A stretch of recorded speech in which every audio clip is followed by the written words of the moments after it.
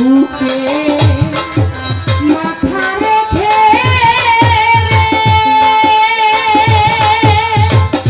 ওরে আমি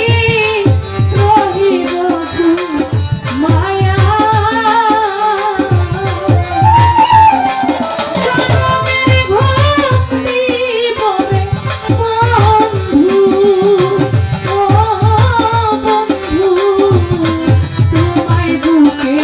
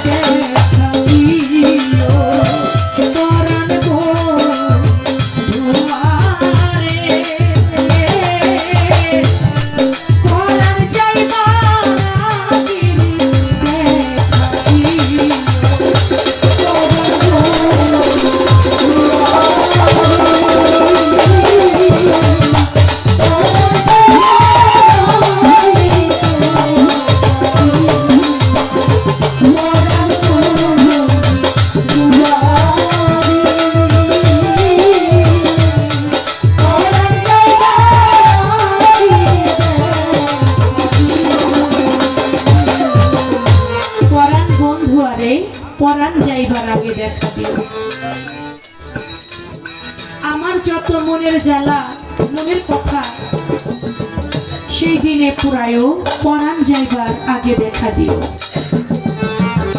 তোমার বুকে মাথা রেখে আমি রহিব ঘুমাইয়া জনমের ঘুম দিব রে বন্ধু তোমায় বুকে লইয়া আমি আর কইব না আমার ঘুম আসে না একা ঘরে প্রিয় পরাণ যাইবার আগে দেখা দিও একটা গীতিকার যখন গান লেখে তার পিছনে একটা ভাব অর্থ থাকে পরাণ যাইবার আগে দেখা দিও এই গানটি এই কথা থেকে লিখেছেন আপনারা সবাই জানেন আমার দয়াল নবীর পাগল ছিল আশিকি পাগল যার নাম ওয়াইশ কুরুনি যার দয়াল নবীর গায়ের জুব্বাটা ওয়াইশ কুরুনি পাগলাকে দিয়েছিলেন আমার দয়াল নবী অনেক বড় ঘটনা অত বড়টা বলবো না শুধু এতটুকুই বলবো একদিন সিফটিনের যুদ্ধ হযরত আলীর সঙ্গে মাবিয়ার সঙ্গে যুদ্ধ হবে এমন সময় ওয়াইশ কুরুনি পাগল বলতেছেন যে দলে দলে লোক দেখি যায় তারা কোথায় যায় জিজ্ঞাসা করে ভাই সকল তোমরা দলে দলে লোক যাচ্ছ তোমরা কোথায় যাচ্ছ বলে আমরা হযরত আলীর পক্ষের লোক মাবিয়ার সঙ্গে মাওলা আলীর সঙ্গে যুদ্ধ সেই যুদ্ধে আমরা অংশগ্রহণ করেছি বলে ভাইরে আমি আমার জীবদ্দশায় আমার ইচ্ছা ছিল দয়াল নবীর হাতে হাত রেখে বায়াত গ্রহণ করব সেটা আমার দ্বারায় আমার ভাগ্যে হয় নাই যেহেতু আমার দয়াল নবী যাকে মাওলা ইয়াত দান করেছে বেলায়েতি শক্তি দান করেছে তার সঙ্গে আমার নবীর বংশের সঙ্গে মাভিয়ার যুদ্ধ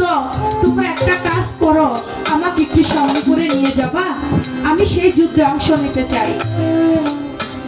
হযরত আলীর পক্ষে লোক যারা তারা বলতে লাগে পুরো লোকটা কি কয়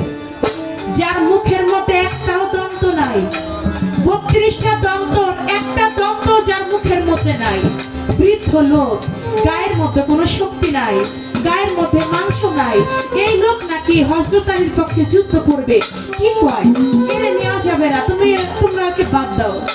আবার আরেকজন লোক বলে দেখ যুদ্ধের ময়দানে যদিও লোকটা বুড়া হয় বৃদ্ধ হয় যুদ্ধের মাঠে যদি একটা রাস্তা থেকে একটা ইটের টুকরাও যদি টুকায়া কুড়াই দিতে পারে ওই যুদ্ধের সময় একটা ইটের টুকরাও আমাদের অনেক কাজে লাগবে এই বৃদ্ধ লোকটাকে আমরা যুদ্ধের সাথে করে নিয়ে যাই বাড়ি দাও ভাই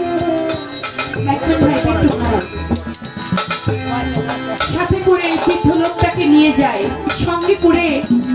ওয়াশকুরনি পাগলকে নিয়ে গেল। ওয়াশকুরনি পাগল হযরত আলীর পক্ষে, মাবিয়ার বিপক্ষে এমন ভাবে যুদ্ধ করতেছে, হযরত আলীর পক্ষে থেকে ওয়াশকুরনিকে কেউ আর হারাইতে পারে না।